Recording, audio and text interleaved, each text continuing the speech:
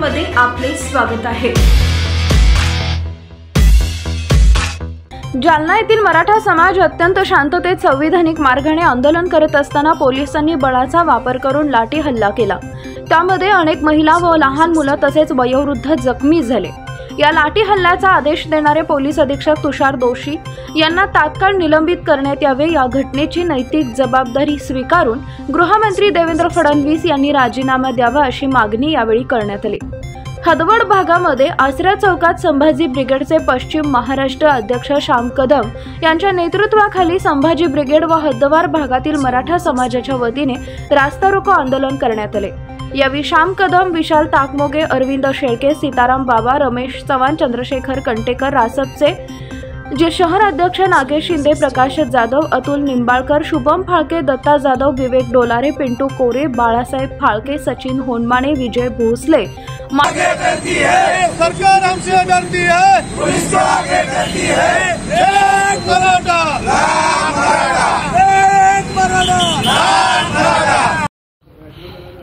आज हद्दवाड भागातील मराठा समाज बांधवांच्या वतीनं आसरा चौकामध्ये राज्य शासनाच्या निषेधार्थ रस्ता रोको आंदोलन करण्यात आलं।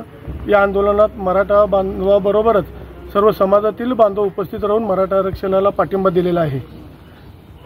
जालना येथे जी अमानवीय घटना घडली, अत्यंत शांततेत संविधानिक पद्धतीने आंदोलन करत असताना त्या ठिकाणी जनरल डायर म्हणून आपल्या महाराष्ट्राचे गृहराज्यमंत्री देवेंद्र फडणवीस यांनी पोलीस प्रशासनाला आदेश दिला की त्या शांततेत आंदोलन करणाऱ्या मराठा बांधवांवर लाठी हल्ला करण्यात आला, घाव्यात गोळीबार करण्यात आला। त्यात लहान मुलं, महिला, वयोवृद्ध यांना सुद्धा टार्गेट करण्यात आलं होतं। त्यामुळे संपूर्ण महाराष्ट्रात या घटनेचा उद्रेक होऊन आज सोलापूर शहर आणि जिल्ह्यामध्ये रस्ता रोको आंदोलनाची हाक दिलेली होती।